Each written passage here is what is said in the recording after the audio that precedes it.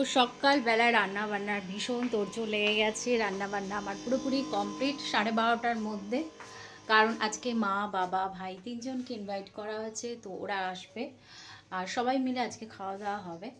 তো সেজন্য সকাল সকাল স্নান টান পুজো টুজো করে রান্নাবান্না শুরু করে দিয়েছি। তো আজকে কি কি রান্না করলাম তোমাদের সাথে সেটাই শেয়ার করি। দেখো, প্রথমে দেখাচ্ছি একদম গরম ভাত, দেখতেই পাচ্ছ ধোঁয়া উঠছে। ভাতটা সবার শেষে করেছি। আর কি করেছি, এই যে লাল লাল মাটনের ঝোল কড়াইতেই রেখেছি, তাহলে আমার দিতে সুবিধা হবে। এই দেখো মাটন, তার সাথে তো আলু আছেই, আলু তো লাগবেই, এক পিস করে আলু।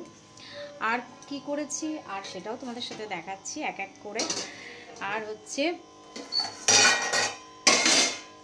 এই যে মেথি শাকটা হচ্ছে আলু বেগুন এবং বড়ি, দেখো উকি মারছে, বড়ি দিয়ে করেছি। আর করেছি হচ্ছে আমসত্ত্ব খেজুরের চাটনি। তো এই দেখো আমসত্ত্ব খেজুরের চাটনি।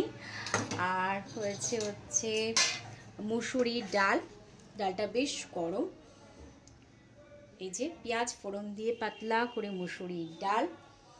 আর করেছি ইলিশ মাছ, ডিম আলা ইলিশ মাছ। এই যে ডিমগুলো দেখতে পাচ্ছ কিনা জানি না।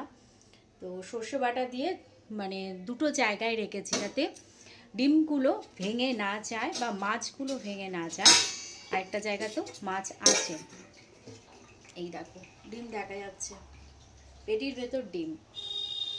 এই যে তো একদম পাতলা করে সর্ষে বাটা দিয়ে সেটা করেছি। আর সাথে আছে বেগুন ভাজা, গরম গরম বেগুন ভাজা।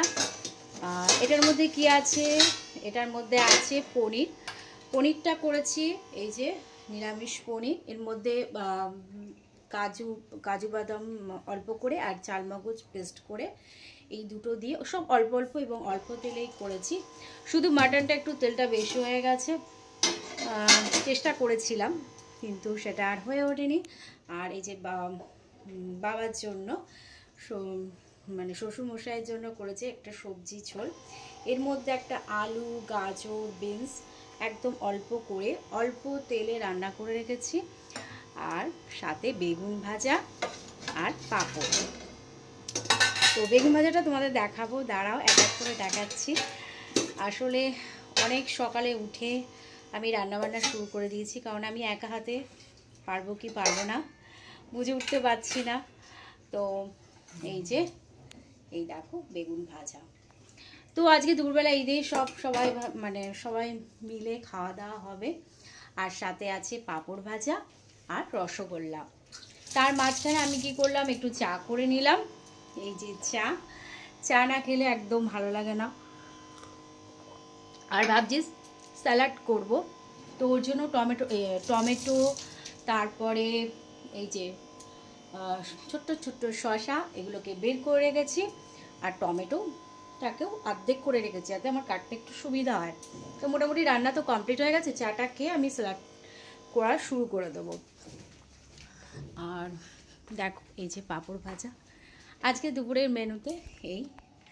তো এখন ওদের আসার অপেক্ষায়, আসলেই খাওয়া দাওয়া শুরু করে দেবো। দেখতেই পাচ্ছ একটা বাজতে ঠিক 10 মিনিট বাকি।